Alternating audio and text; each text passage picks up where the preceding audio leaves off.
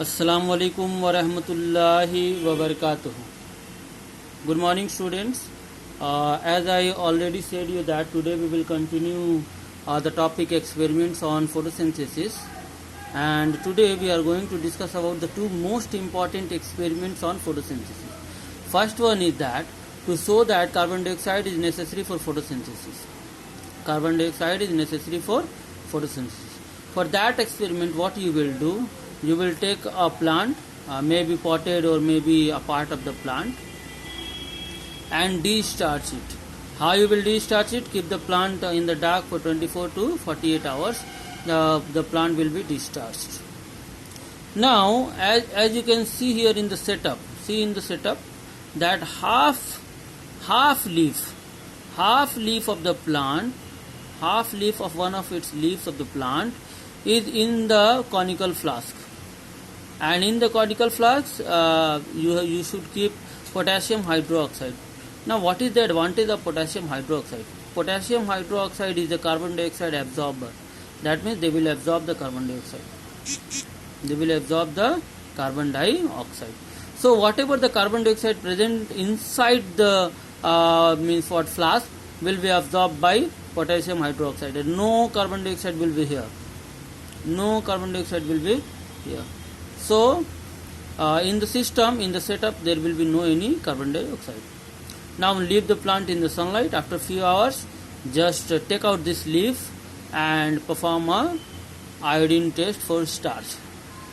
When you will do the iodine test for starch, you will see that half of the leaf that is outside the flask will turn into blue-black, and other part of the leaf will show the brown color. That means the part of the leaf that is getting sunlight and carbon dioxide will perform the photosynthesis, and they will change into what? Blue-black, that is the starch. They will show the formation of starch. And half of the plant where the carbon dioxide is absent, no carbon dioxide was there will be no any formation of starch. So this is the experiment that proves that carbon dioxide is necessary for the photosynthesis. Now here, what type of question you will be asked? They will ask you that name a compound similar to the potassium hydroxide. Name a compound similar to the potassium hydroxide that absorb the carbon dioxide. Or what is the alternative product? What is the alternative compound that you can use apart from potassium hydroxide? So you will write calcium hydroxide, CaOH2, calcium hydroxide. The answer is calcium hydroxide. The next experiment is to show that oxygen is produced during the photosynthesis. For this experiment, you need a water plant, aquatic plant like hydrilla. You have to either hydrilla or elodia. Both the plants you can take, hydrilla or elodia. How you will prepare the setup?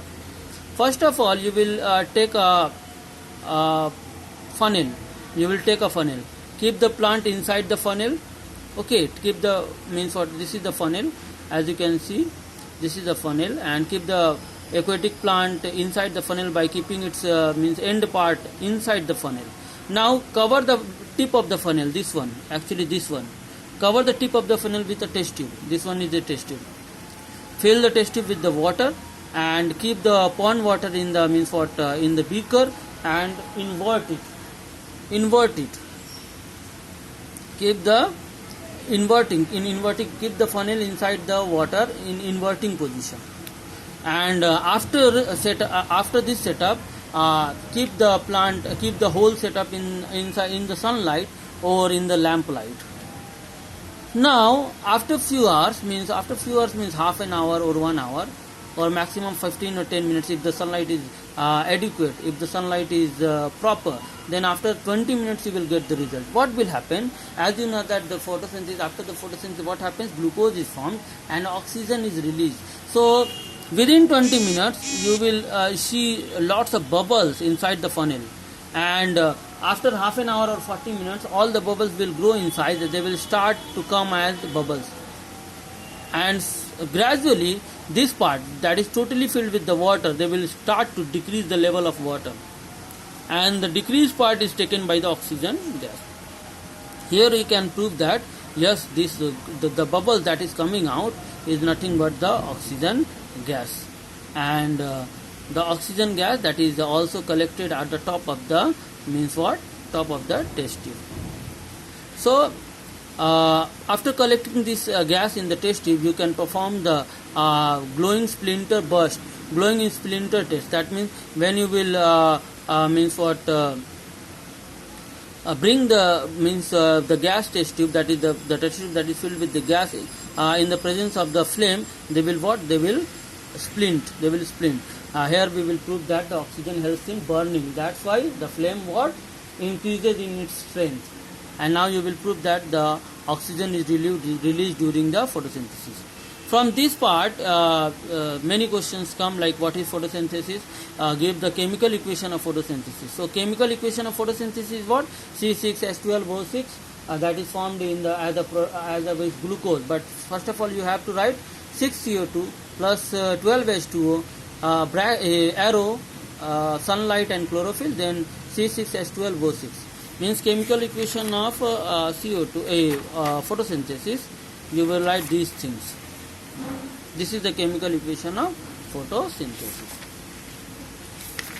So this much for today, and as I have said that today I will give you the diagram based question answer, then probably on Saturday, Sunday or Monday you will get the short type of or broad type of question answer.